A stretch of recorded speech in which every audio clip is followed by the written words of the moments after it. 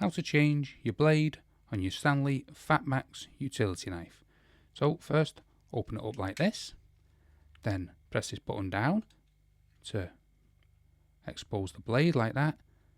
Hold the blade and press this little red button here. It's a little fiddly.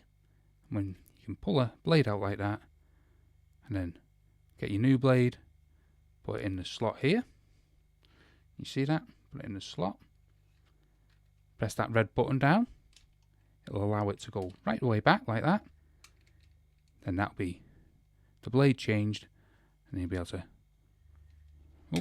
to put it away and use it for your job. Put it away like that. So that's how to change your Stanley FATMAX utility knife blade.